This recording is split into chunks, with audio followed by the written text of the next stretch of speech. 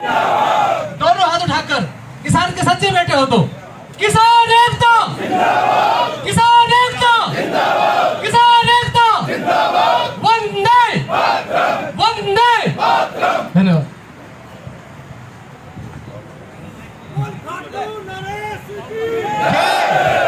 बोलो हारे के सहारे की, बोलो हारे के सहारे की।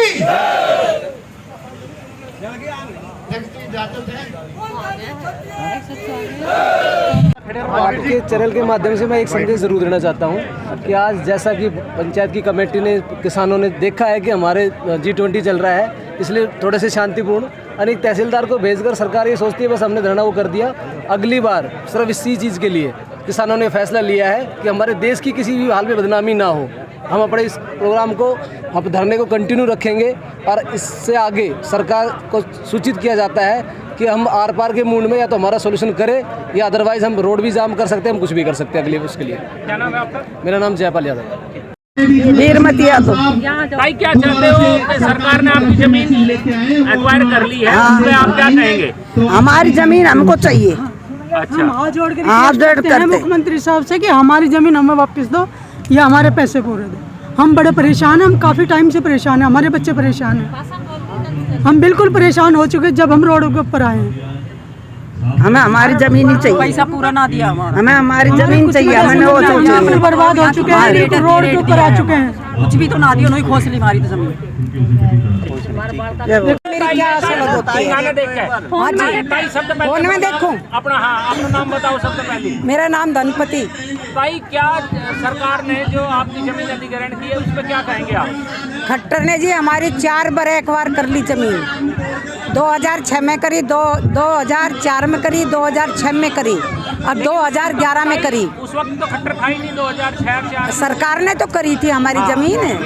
हाँ, तो अब सरकार ने ये 2011 में करी, तो हमें क्या मुआवजा दे रहे हैं? ये हमारे बालक बर्बाद हो गए। ऐसा है करे खट्टर हमें फांसी दे दे, इसके तो आस औलाद है नहीं। ये क्या जानते हैं हमारी क्या आस औलाद होती है? क्या पहले की सरकार भी ऐसी थी? अब ये पहले की सरकार ऐसी थी, ये हुड्डा आया था ये भी ऐसा ही था, और ये खट्टर आया यो भी ऐसा ही है। खट्टर भी बे औलाद है, इसको पता नहीं है औलाद क्या चीज़ होती है। ये कच्ची कच्ची माया था, अरा बिहान के दौड़े पैंट पहन लग गया। कच्चे कच्चे हाँ जी, हाँ जी, कच्ची कच्ची माया था खट्टर। ये पाकिस्तान से आया है, कच्ची कच्ची माया था पाकिस्तान से, और अब ये सफ़ेद पैंट पहन लगा यहाँ ने। हाँ जी, और ये हमारे ठीक ठाक मुआवजा देते हैं, हमें यही बहुत रिक्वेस्ट है कि। हाँ सर, सबसे पहले आप अपना नाम बताइए। मेरा नाम अजय सरपंच है, मैं पिछले टर्म में यहाँ सरपंच रहा हूँ। अजय जी, किस मुद्दे के लिए आप बैठे हो? कितनी जमीन आपकी गई? सर, ये मुद्दा आगे आपका क्या निर्णय रहेगा? देखिए, ये मुद्दा है 1128 एकड़ ज़मीन का, जो सरकार ने 79,68,000 रुपये में एक्वायर की थी, और सन 2011 में वो राशि ट्रेजरी में डाल के और नेक्स्ट 4-5 दिन के बाद उनको विड्रॉल कर लिया था। उस दिन से और आज तक का अधिग्रहण नीति के तहत जो ब्याज बनता है किसान उनके लिए बैठी है। कुछ रिहायशी प्लॉट और रिहायशी दुकानें और कॉमर्शियल दुकानें, यहाँ जो मार्केट है फाजिलवास की, उसकी आई हुई है। उसके लिए ये धरने पे पिछले 152-53 दिन से कंटिन्यू बैठे हुए हैं। मैं आपकी बात काटूंगा सर, आपने कहा मुआवजा ट्रेजरी में डाला और उठा लिया। हाँ। क्या आप लोगों को नहीं दिया गया? सर, हमें नहीं, किसानों को नहीं दिया गया, तो वो मुआवजा हरियाणा सरकार ने और संबंधित विभाग ने 5 दिन में ही विड्रॉल कर लिया था। 21 अप्रैल 2011 को डाला और 25 अप्रैल 2011 को ही विड्रॉल कर लिया था। और मैं आपको बताता हूँ, मुआवजा की टोटल राशि थी 968 करोड़ रुपए, जिसमें से इन्होंने 200 करोड़ रुपए ट्रेजरी में डाले हैं, और ट्रेजरी में से नेक्स्ट 4 या 5 दिन के बाद 170 करोड़ रुपए विड्रॉल कर लिए। मतलब आप ये कहना चाहते हैं कि फ्री में सरकार ने जमीन ले ली? फ्री में सरकार ने जमीन ले ली। सरकार बोलती थी किसानों की जमीन पे स्टे आ गई, स्टे किसी एनजीओ ने ली थी। किसी भी एक किसान का स्टे में कोई सिग्नेचर नहीं था, ना ही हाई कोर्ट में कोई पिटीशन थी। ये एक सिर्फ बरगलाने का किसानों का कार्य किया गया था, तत्कालीन समय की सरकार ने भी और वर्तमान सरकार ने भी। सर, सबसे पहले आप अपना नाम बताइए। सर, मेरा नाम जयपाल प्रधान है। हेलो जयपाल जी, क्या मैं चाहूंगा कि आज की क्या रणनीति काफी देर से बैठी है। हाँ जी प्रधान जी। अजय प्रधान जी, क्या आज का निर्णय रहा? क्या सरकार की तरफ से नुमाइंदा आया था, उन्होंने क्या कहा? तहसीलदार साहब आए थे, बट हमारी जो सरदारी ने डिसीजन लिया वो एक देश की आन बान और शान को देख करके हमने ये लिया है कि भाई तहसीलदार साहब में आधे घंटे में बताएं, आज हम कोई रोड जाम वगैरह कुछ भी नहीं करेंगे। बाकी आने वाले टाइम में अगर सरकार ने हमारी नहीं सुनी, नीचे से सरदारी का आदेश है कि जो भाई बंद आए वो भी अपना विचार रखकर मीडिया को थोड़ा सा दूर कर ले, और ये भाई जो विचार रखे, मैं धीरज जी को चाहूंगा कि वो अपना कंटिन्यू करें। अगर सरकार हमारी नहीं सुनती है तो आने वाले टाइम में हम मरने मिटने के लिए तैयार हैं और जमीन पर कोई कब्जा नहीं देंगे। HSIDC द्वारा की हुई दीवार को हम ध्वस्त करने का कार्य भी साथ साथ करेंगे, और धरना हमारा जब तक जारी रहेगा जब तक किसानों की नहीं सुनी जाएगी, किसानों का पैसा नहीं दिया जाएगा। कितने दिन से आप धरने पे बैठे हो और आगे कितने दिन अगर सरकार नहीं सुनते तो बैठे रहोगे? देखो जी, 1810 का जो धरना है ये तो 1.5 साल से ऊपर हो गया है। बाकी जो हमारा 1128 का धरना है ये हम तकरीबन 5.5 महीने से बैठे हैं। ठीक। प्रधान जी, सबसे पहले आप अपना नाम बताइए। मैं राजवीर सरपंच बागणकी से, एक सरपंच। सरपंच साहब, किस मुद्दे के लिए आप बैठे हो और कितने दिनों से बैठे हो? कितनी जमीन है और हमारी क्या आज आश्वासन मिला? 1128 एकड़ और 1810 एकड़ जमीन के अनशन के लिए हमें बैठे हुए 6 से 7 महीने हो चुके हैं। मैं निवेदन करूंगा कि आज ये समाज के लिए समय दे रहे हो। 1810 एकड़ के लिए हमारी 2-3 बार CM से मीटिंग भी हो चुकी है, जिन्होंने आश्वासन के सिवा हमें कुछ नहीं मिला है, और हमारी ज़मीन को कौड़ियों के भाव में खरीदा जा रहा है, जो कि सरासर गलत है। या तो हमें उचित मुआवजा जो आज का मार्केट रेट है वो दिया जाए, या हमारी ज़मीन को खाली छोड़ दिया जाए। हम अपनी ज़मीन नहीं देना चाहते। क्या उस वक्त आपको पैसे मिले थे ज़मीन के, कितने रुपए पर एकड़, और आज का रेट क्या है? अब तो जो हमारा जो मुआवजा रखा गया है वो ब्याज लगा करके 88-89 लाख रुपए रखा गया है, जबकि यहाँ पर ज़मीन का रेट 8 से 9 करोड़ रुपए प्रति एकड़ का रेट है, जो आज का बाजार भाव है। क्योंकि ये मुआवजा हमें 2011 के उसके ऊपर हमें दिया जा रहा है, और सरकार कहती है कि कोर्ट का मैटर है, जबकि कोर्ट में ऐसा कुछ नहीं है। सरकार अपनी मनमानी करके किसानों के साथ धोखा कर रही है। कितनी बार मुख्यमंत्री से आपकी मीटिंग? तो मुख्यमंत्री से कमेटी की 10 से। सर, सबसे पहले आप अपना नाम बताइए। मेरा नाम हेमचंद यादव, गांव कुकुड़ोला, पचकावा है। सर, क्या मुद्दा है आज, किस विषय पे आप धरने पे बैठे हो? ये 1128 एकड़ ज़मीन की ब्याज राशि, R&R के प्लॉट, और जो आपका जो रिहायशी कॉलोनी हमारी दुकानें इस एक्वायरमेंट में आई हुई, उनको बचाने के लिए मुद्दा है। कब से आप धरने पर बैठे हो? हम 22 जून 2022 को मनोहर लाल खट्टर जी से रेस्ट हाउस में मिले थे। उन्होंने हमारे 3 मांगों को मांग पत्र लेके और आश्वासन दिया था कि मैं इन बातों पे जल्दी से जल्दी अमल करके अधिकारियों से बात करके आपका निपटारा कर देंगे। लेकिन हमने दिसंबर तक उनका इंतज़ार किया, और दिसंबर के बाद जनवरी फरवरी में हमने फिर प्रोसेस इसका स्टार्ट किया, और मार्च में हमने, और 2 अप्रैल को पंचायत के बाद 9 अप्रैल को हमने एक अनिश्चितकालीन धरना स्टार्ट किया इस 1128 की मुहिम को लेकर। खाली आश्वासन मिलता है? क्या आश्वासन अब मिला है? आज भी सरकार के नुमाइंदे आए हैं यहाँ पर? हम जितने भी अधिकारियों से मिले हैं आज तक, मतलब जून 2022 से लेके, और मेरे हिसाब से सितंबर 2023 चल रहा है, 1.25 साल के करीब का समय हो गया, किसी भी अधिकारी ने ये बात नहीं कही आपकी मांग गलत है।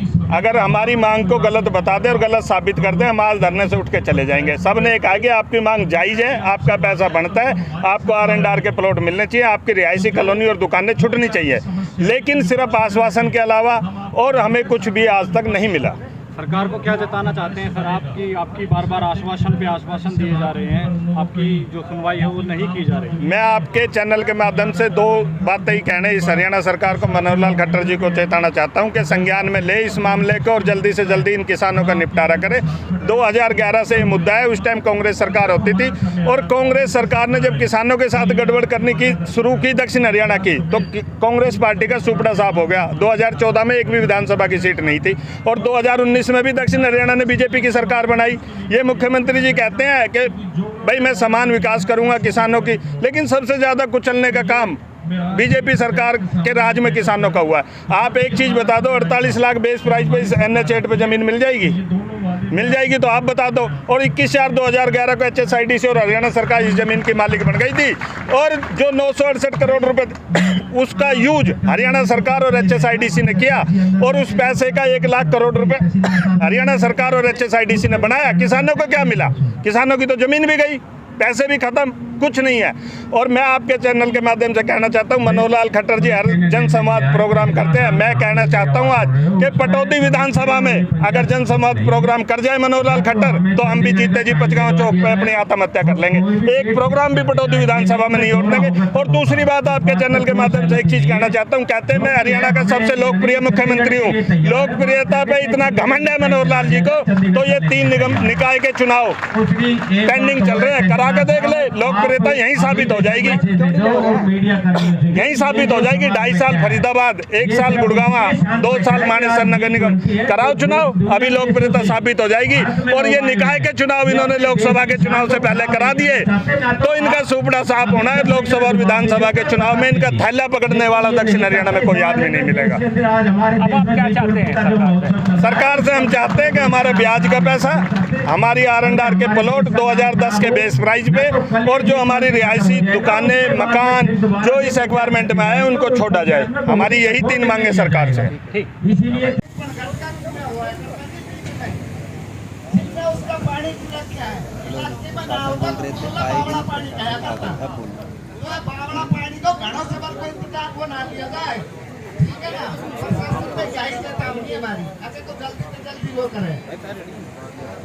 धन्यवाद। हमारे बीच में प्रताप कदम जी पहुंचे हैं आम आदमी पार्टी से, पवन नेहरा जी, नरेश अग्रवाल जी, धर्मेंद्र भारद्वाज जी, हरीश मल्होत्रा जी, मुकेश चौधरी जी। मैं इनका यहाँ पहुंचने पर समस्त किसान कमेटी की तरफ से हार्दिक अभिनंदन और स्वागत करता हूं। बहुत बहुत धन्यवाद।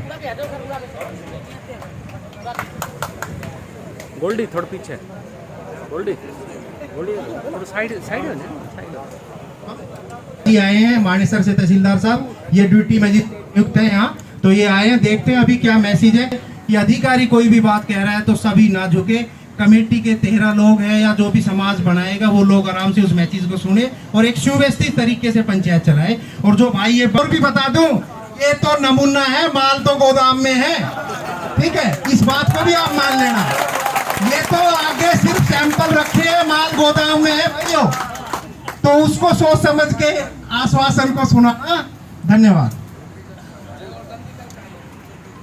हमारे बीच आए जो हमारे ड्यूटी मजिस्ट्रेट तहसीलदार साहब जी और अधिकारीगण जी, ये जो समाज जुड़ा हुआ है, ये शायद जब आप ड्यूटी मजिस्ट्रेट हो तो आपको पता भी होगा कि हमारे 1810 एकड़ और 1128 एकड़ जमीन जो कि सरकार ने कोड़ियों के भाव खरीद ली है और जिसके लिए 6-6 महीना, साल भर से हम धरने पर बैठे, हमारी कोई सुनने वाला नहीं है। आज ये निर्णय लेकर के पंचायत आई है कि हम अपना ठोस निर्णय लेंगे, या तो सरकार झुके या हम मरे, चाहे हमें जेल जाना पड़े, चाहे हमें रोड पे मरना पड़े, चाहे हमें कुछ भी करना पड़े, या तो सरकार हमारी बात को मान ले, वरना हम किसी तरह भी किसी कीमत पर भी उल्टा नहीं हटेंगे। तो अभी जो तहसीलदार साहब ड्यूटी में स्टेट आए, उनसे भी एक बार हमें जो भी आश्वासन दे, समाज को रिटर्न में आश्वासन दे और पूर्ण रूप से ऐसा आश्वासन दे कि जिससे ये संतुष्ट हो समाज। ये नहीं कि भाई उनको बहकला करके चले गए कि भाई ऐसे आए ऐसे चले गए, ऐसे आज ये सरकारी मानने वाले नहीं है। तो जो भी ड्यूटी मजिस्ट्रेट के तौर पर या जो भी हमारी समस्या को सुनने के लिए तहसीलदार आए, जो भी आए, वो पूर्ण तरह से समाज को संतुष्ट करे और रिटर्न में लिखित में आश्वासन दे कि भाई आपकी मांग मानी जाएगी और आपकी मांग को प्रधानमंत्री, मुख्यमंत्री, राष्ट्रपति तक भी आपकी मांग को भेजा जाएगा और आपकी मांग मानी जाएगी, क्योंकि आपकी मांग उचित है। इसलिए जो भी निर्णय लेंगे, जो भी वो चीज़ दे, वो रिटर्न में देंगे, लिखित में दे और ठोस दे। और ये भी सोच ले कि भाई ज़्यादा टाइम भी ना देके आज थोड़ा सा, इसलिए कि थोड़ा मौसम खराब होने की वजह से अजय सरपंच ने कहा था ये तो नमूना है, ये तो ट्रेलर है, फिल्म तो अभी बाकी है। अगर इस चीज़ का वो नहीं लिया तो इतना बड़ा आंदोलन खड़ा हो जाएगा कि सरकार को इसका जवाब देना भारी पड़ जाएगा। इसलिए प्रशासन से और समाज से यही एक अनुरोध है कि भाई इसका जल्दी से जल्दी सही निर्णय निकाले, इसको हल्के में ना ले। अभी मेरे साथी ने एक ने कहा था कि जरावता साहब ने कुछ आदमियों को बहका करके, पहला फुसला करके मुआवजा उठवा दिया, तो इससे कोई फर्क नहीं पड़ने वाला। कुछों को बहका करके जरावता हो या कोई भी हो, हमें उनका बहिष्कार करना है, सबका बहिष्कार करना है। जब तक हमारी मांग नहीं मानी जाएगी हमने हर एक का बहिष्कार करना है। किसी को अपने गांव में घुसने नहीं दिया जाएगा, क्योंकि किसानों के साथ नाजायजी की जा रही है, जाति की जा रही है, जो कि किसी भी सूरत पर बर्दाश्त नहीं की जाएगी। इसलिए मैं दोबारा से ये कहता हूँ प्रशासन को कि भाई जो भी चीज निर्णय दे ठोस दे और ऐसा निर्णय दे ताकि उससे समाज संतुष्ट हो जाए। हो गई है। आप लोगों की जो मांग थी, मुख्यमंत्री साहब से आप जो मिलना चाह रहे थे, वो उन तक मैसेज पहुंचा दिया है। साहब का भी मैसेज वापस आ गया है कि मुख्यमंत्री साहब का जो आने वाला दौरा है जिसमें गुड़गांव वो आ रहे हैं, आप लोगों की कमेटी के जितने सदस्य हैं उनकी उनसे मीटिंग करा दी जाएगी। ऐसा कोई मेरे से हफ्ते से ज़्यादा 10 दिन नहीं गए कि सीएम साहब गुड़गांव में ना आए हो, तो आप ये ना मान के चले कि 1 महीने की बैठक देगी। ठीक है, अब आपसे यही प्रार्थना है कि आप अपना शांतिपूर्वक धन्यवाद।